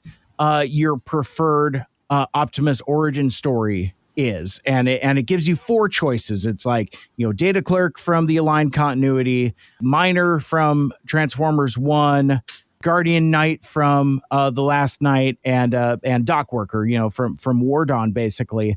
And I put out a post and said, like, you know, I like an Optimus that is a blue collar working class guy. And I even put out, I'm like, he's a red truck, for fuck's sake. You know, it's like, because like, I mean, really that's I think the thing that some continuities lose track of is that, yeah, he's just a dude. And I also added in that I don't care for the origins where, you know, like all this like chosen one stuff and like all the like the 13th prime stuff. And I don't like that Optimus is like a figure of divinity. You know, I mean, I get that, like, you know, the holder of the matrix of the leadership is in some continuities like a spiritual leader as well. But like what I don't like is that that's like his hard-coded destiny, that kind of thing. Yeah. So that was just from me, the Mike Seibert account. But then from like the Two Mikes account, I was just like, yeah, man, our boss bot is, he's a hard worker. He's he's an elite guard washout turned space bridge tech turned firefighter superhero. And it's like that. And again, dude can swing an axe. That kind of thing. I think I put something to the effect of like his he's got a big heart and a bigger axe or some such like that. Basically to reinforce all of those points that you're making, Abby, is that animated Optimus is just a good dude. He's youthful, but he's not a dummy.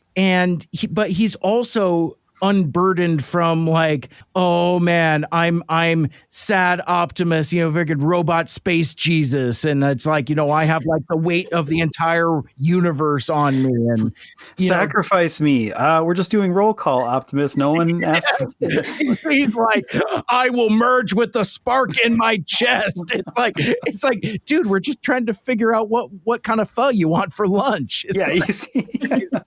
Shove the cube into my chest before it is too late. It's like, buddy, it's okay. For sure.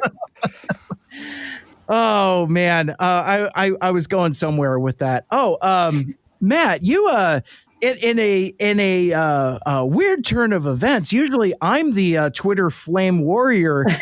Matt, you want to talk about the absolute Twitter flame war you've gotten into with one of your fellow Baypologists? This is some real tea here. I don't know about this. No.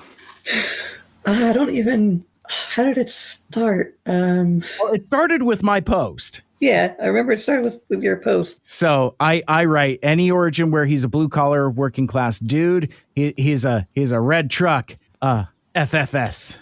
Don't care for his origins where he's some kind of chosen one, space Jesus type. Hate that ish. To which my dude Matt Bavers rules with a hashtag, and you've got Guardian Knight Optimus, which is fine. But then Stupid Barricade decides to join the chat here, and I don't know if you guys can actually read this stuff or not, but even so, do you notice how every other continuity always ignores that backstory like ever? It's straight up forgotten unless someone like you ever brings it up again, which isn't even the right story, BT dubs. If you think it rules, you should at least know what continuity you're talking about.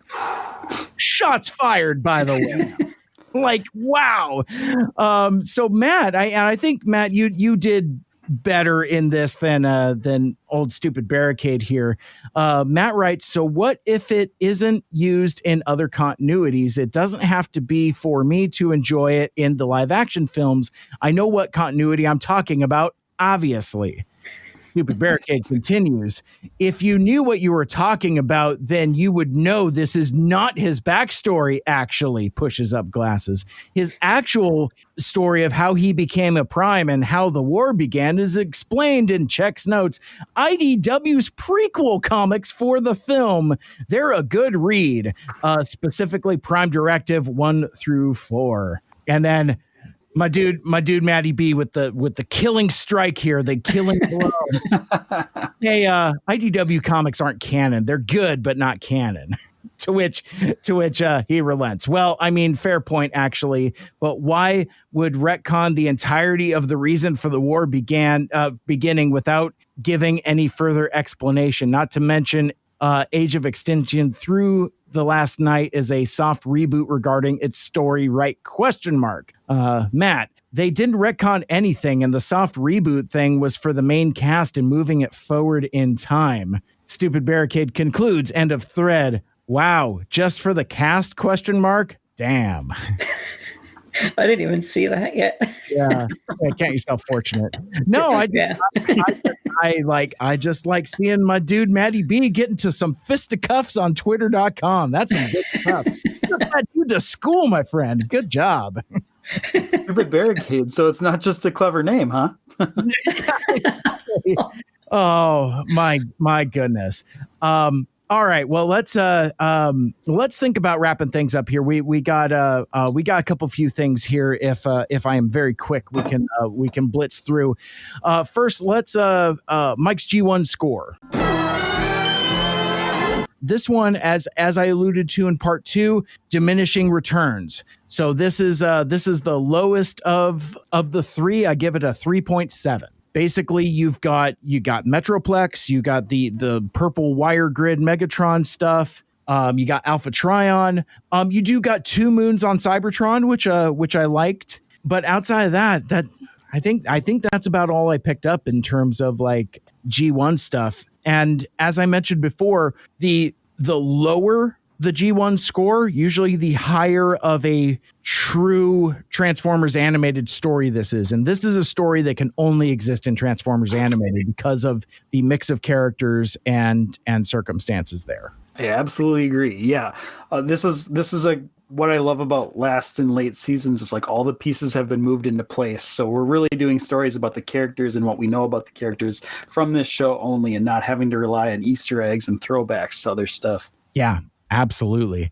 And before we close out with the final Michael Anders haiku preview of our next episode as we wrap up TransWarped, I did want to dip into the mailbag very quickly because this is specifically preview haiku adjacent. Here's the mail that never fails. It makes me want to wag my tail. When it comes, I want a whale mail.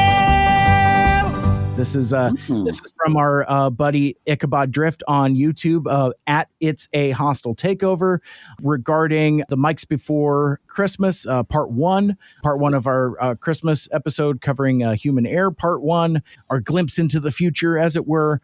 Always here for some Arrested Development, Psych, and Vampire Hunter D calls outs. Thanks, Michael.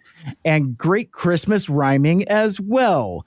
I love the preview haiku, but is that just because it sort of rolls off the tongue so well? Thought guy emoji, shruggy guy emoji, laughing crying emoji. Awesome.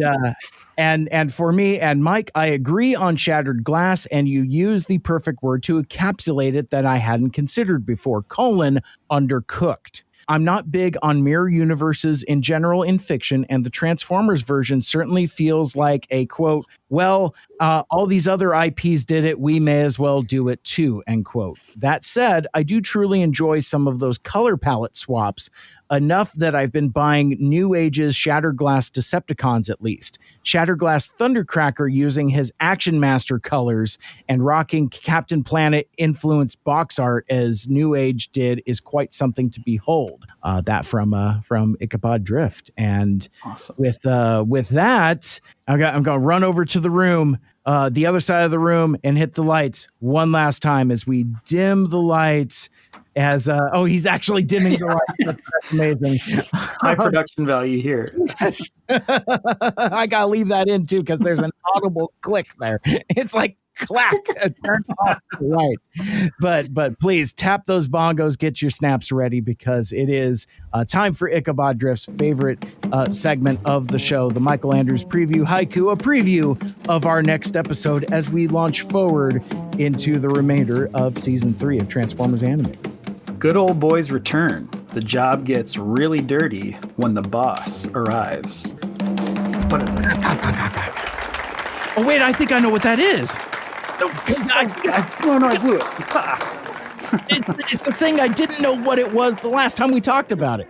I know what that is. I know him. Mike Rowe is coming to visit. Yes. Get ready for some dirty jobs. I would imagine. Well, friends, this was an absolute blast. Thank you so much for hanging out with us and for spending the better portion of your entire weekend. We gotta cut Matty B. Otherwise, we're gonna have to pay him overtime. He's getting to the 8 hours mark. Nobody said anything about overtime here. Yeah, whoa. I have been here the whole 8 hours. Yes, exactly. Goodness gracious. Well, friends, we did it. Matt, Abby, again, thank you so much for taking the time to join us. This was an absolute blast. This was even funner than it was more powerful than I could have possibly imagined. Perfect. Very cool.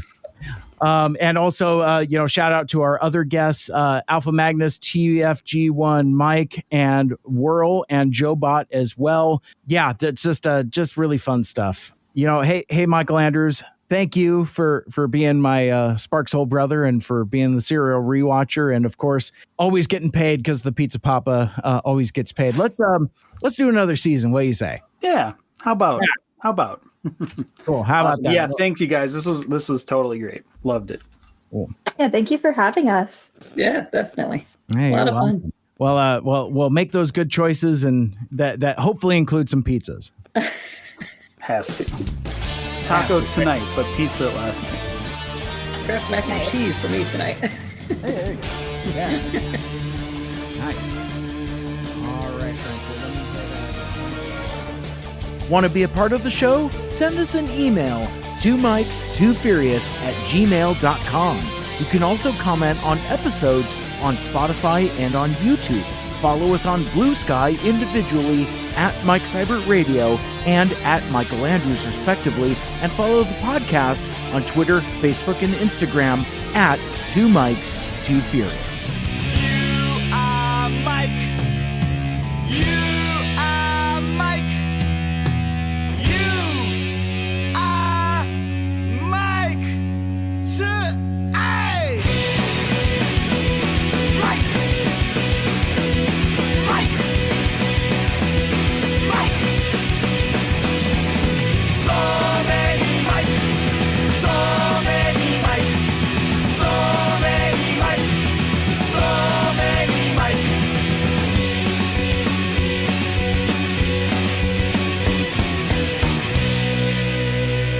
Hey! Mike! Here comes a new challenger!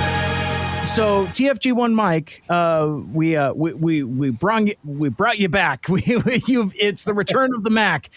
Mike has returned. But you had a story you wanted to talk about regarding first. Jazz. Actually, you had a pair of stories actually. So you wanted to talk about jazz. Now that we're here at the end of the episode, you wanted to talk about jazz. You had a Phil Lamar story, and then after that, we wanted to do a little more long arm legislation, and you had a great Shockwave story as well. So I will yield the floor to you, my friend. It's all yours. All right, so we recorded this at the end of February 2011, I think, because it was published March 25th of 2011. We got to interview Phil Lamar back in 2011. I don't know if you guys will remember him. He's an old Lupus Convoy. I don't know if anybody remembers Lupus Convoy. He used to hang out with Optimus Scourge and Pia and all those guys back in the day. Anyway, Optimus Scourge, may rest in peace. So it's one of those things where we got to interview Phil Lamar. And at that time in March of 2011, Animated had been done for a while, and we were talking. We had just started our Justice League Unlimited review show called the Secret Origins Podcast. We wanted to have Phil on. And it was the first time, and us being Transformers fans, we did all the superhero stuff up front. We did some of the Transformers stuff at close to the end of the interview. And we asked him, because it's a question we have this standardized voice actor interview questions. One of the questions is, what type of voice acting do you like the most, or what type, like animation, video games, blah, blah, blah. And some people have, amazing stories about that. One of the things we wanted to ask Phil, though, at the time was, so when you went in to Transformers Animated and you got the role of Jazz, did they tell you they wanted Scatman, or did they tell you to do your own thing? And he's like, no, they told me to do my own thing, because if I did Scatman, he went into Scatman, my jaw dropped to the floor. Yeah, I mean, because I would have loved to have been able to do a Scatman Crothers. that would have been Megatron. You're going down. But.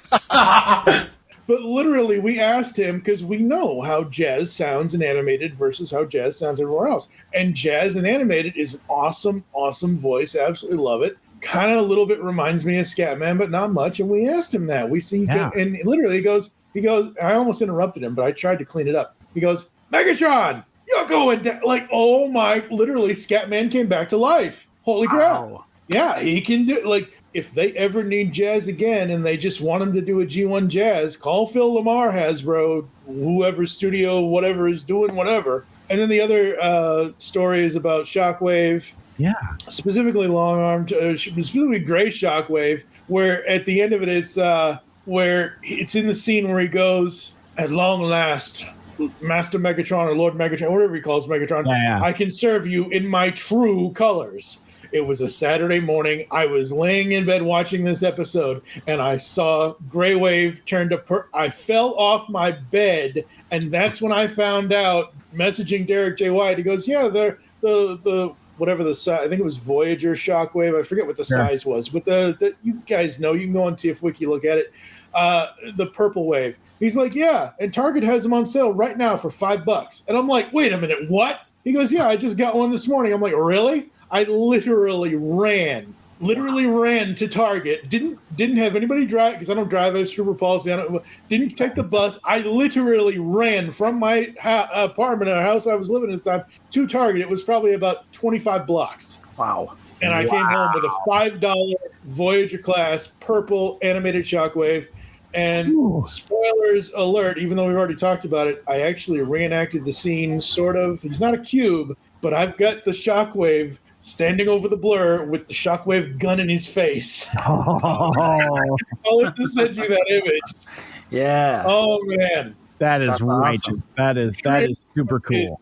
Yeah, TransWarped is awesome. Absolutely love this show. Again, not trying to spoil things for Mike, but I know you look at the news. Have you seen what's coming out? A certain Bumblebee repaint? Oh, yeah.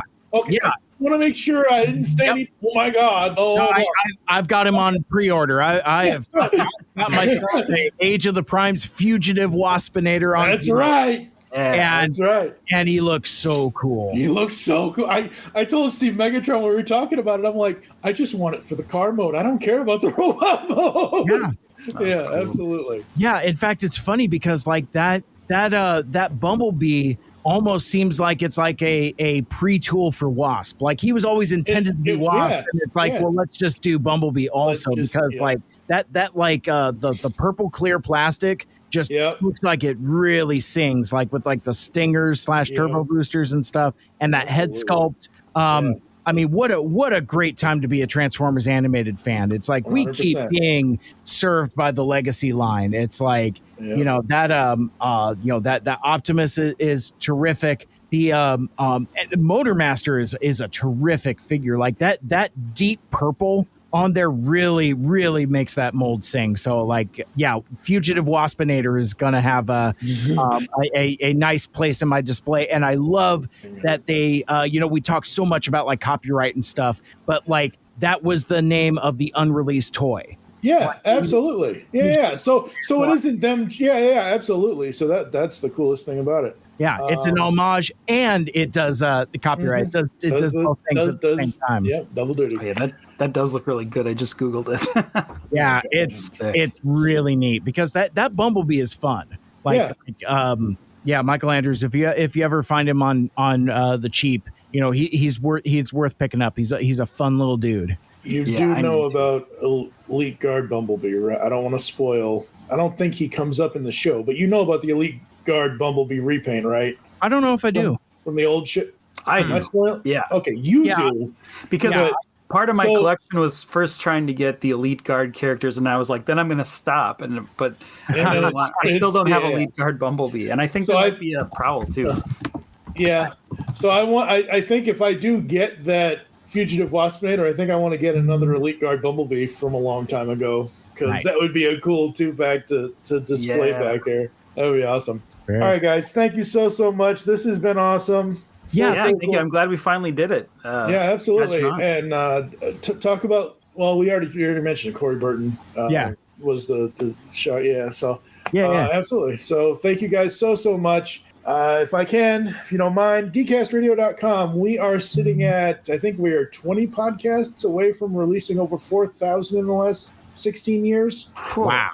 Yep. I think it's sitting at 3,942. I think is where it's sitting. So we're 18 away. That's pretty incredible. Great. I'm a machine, people. I'm a machine.